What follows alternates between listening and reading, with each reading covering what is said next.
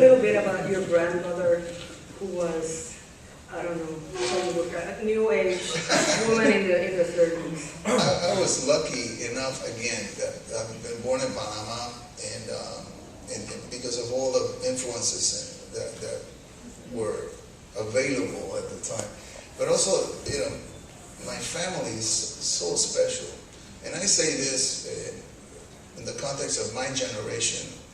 Our families were vital. I really disagree with the notion that your heroes should be artists or, musicians or sports people. Your heroes should be your mother, your father, and your grandmother.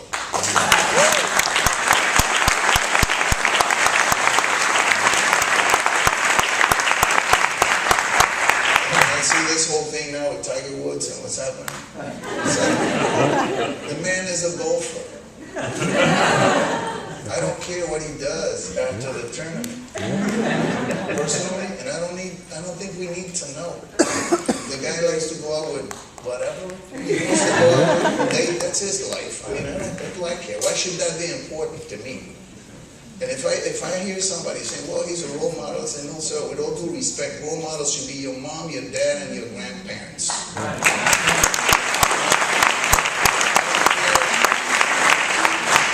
And if you have somebody that admires someone that doesn't know you or doesn't care for you, then you're in trouble, I have to say. So, I grew up admiring my father, my mother, and my grandmother. And they were instrumental. My grandmother was a very original woman. She, first of all, she was one of the first women to graduate from high school in Panama. At a time when women really were not supposed to go to school. They were just supposed to have children, take care of the men, and handle the household chores.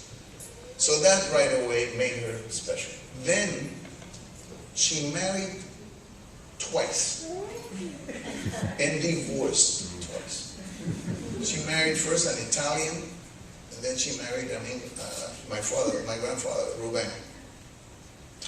And then, because she didn't want to have anything to do with the man, again, she refused alimony, and she went to work. And then, because she didn't have enough money to send the 2 daughters and the 2 boys to school, she sent the women to school.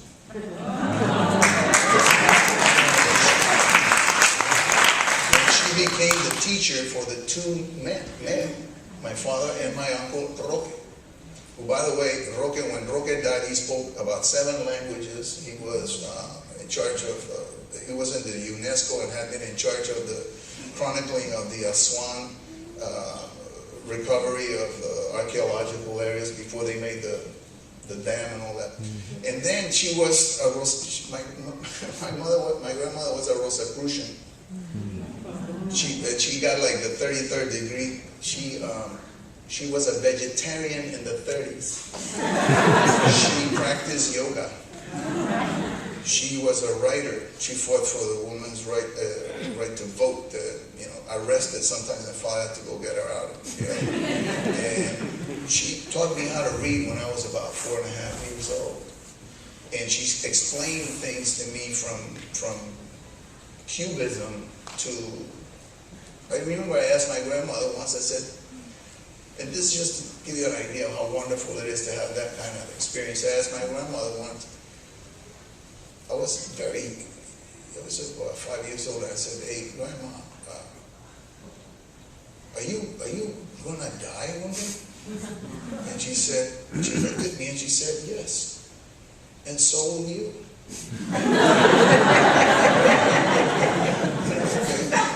So, use your time, is what she's telling me. Use your time. Educate yourself. Always. Do not stop. Learn.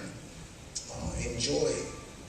But she was a wonderful, wonderful woman that just oriented my life in so many ways. And then I had my mother, this Latin American prototype woman who works and dies without a holiday.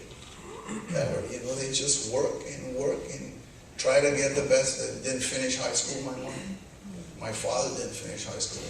But some people think that because I'm an attorney And because I graduated at Harvard, you know, come from a privileged family. I mean, it's like Cecil Beaton said, you know, I wasn't born with a silver spoon in my mouth, I put it there. But having these people orienting me was totally vital. That's why we ended up doing so many different things.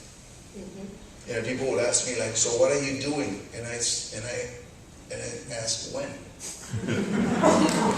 Because they get upset, people get upset. I try not to talk about myself too much. But today you have to. You decided to become a lawyer in Panama. Again, my family, as every family, they wanted, in those days, I remember everyone in the neighborhood, everyone, working class neighborhood, we were told you got to study so you get a better future than ours. You know, you got a better shot in life if you study. So the idea always was that parents wanted their sons and or daughters to do better. So you went to school, and school in Panama was free. University was free. So it was a matter of having the will to go through the program. So I loved music.